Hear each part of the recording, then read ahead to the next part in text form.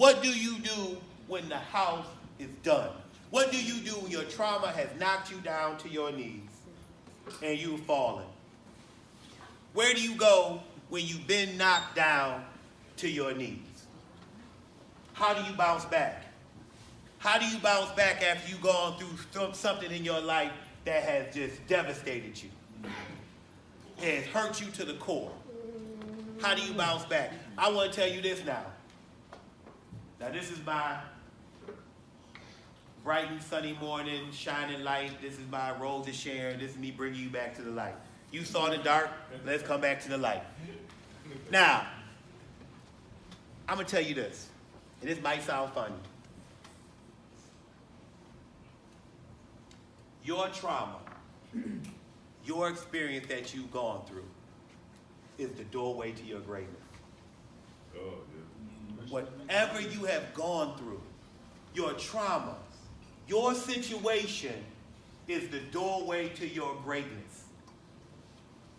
Because if you get through this mess, yeah, that's right. If you get through this crap, if you come out of a single parent household where your mother struggled and bust her butt just to get you places, yeah. If you come through a fact where you were beaten when you were a little kid, if you come from the roughest neighborhood in your city, if you come from the fact people punching you in your face when you're younger, if you come to the fact when somebody's abusing you, if you come to the fact when you wake up and go to school and you hungry, you go through that, if you make it on the other side, then yo, who can stop you? That's right. You're invincible after that. Yeah. Once you get to that point where that stuff don't hurt you no more and you not looking back at it no more, yo, that is the building block right there. Your problems right there, your stuff you're going through is the stepping stone from you getting out of there. It's crazy about it because I started off saying I was a knucklehead, right? I started off telling you that I was expelled from second grade, which is crazy. Yo, when I think about that, yo, that is crazy.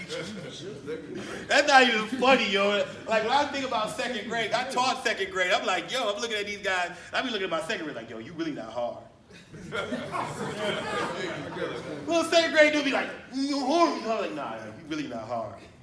Yo, you coming to school tomorrow. You not hard. You're like, you ain't even fighting nobody, man. You out here pushing. I'm punching people in their mouth at your age. Think about it, though. But let's go back to that, though. And I started with there, I'm going to bring you back full circle.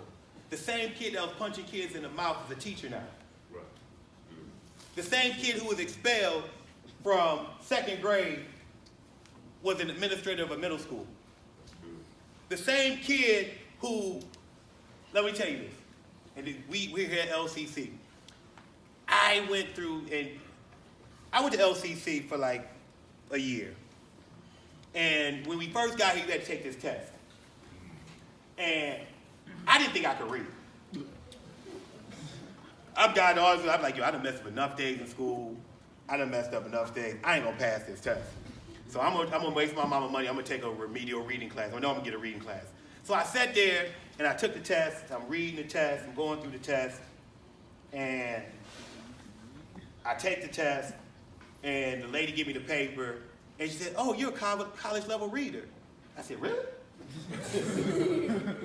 She said, yeah, you don't have to take remedial class. I said, who, me? And that moment it clicked. I was like, yo, I've been in the lowest reading class like all my life. Right. I was never the bluebird.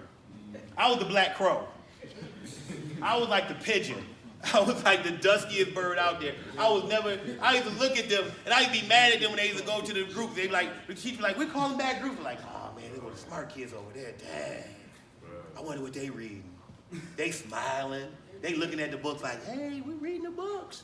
And me, I was like, and I get my book, I'd be like, the dog went to the store.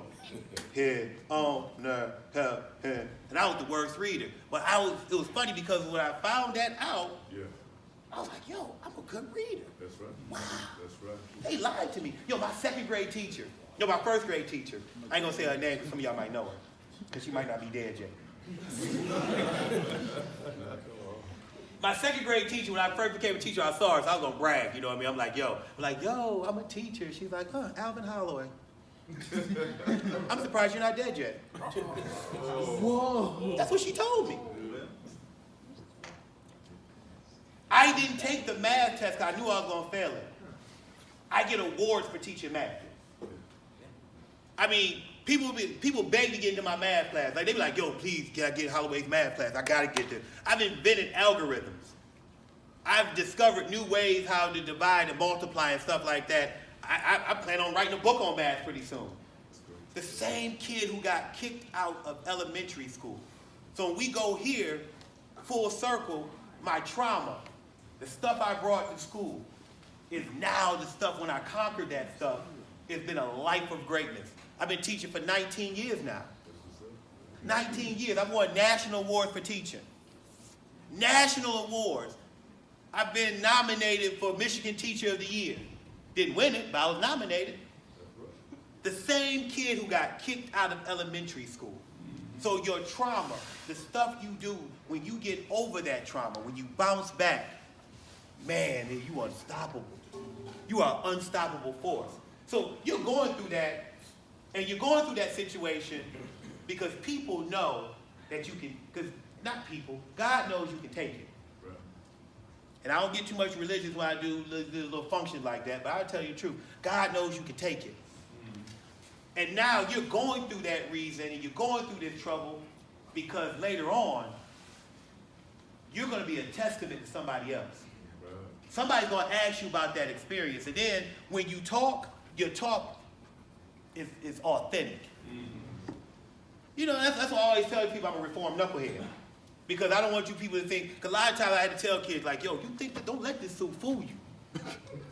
Don't let these shoes fool you. Don't let the car fool you. Don't let the nice talk fool you. Yo, I'm from the same street you from. You know, I'm Lenawee Street, Washington, all.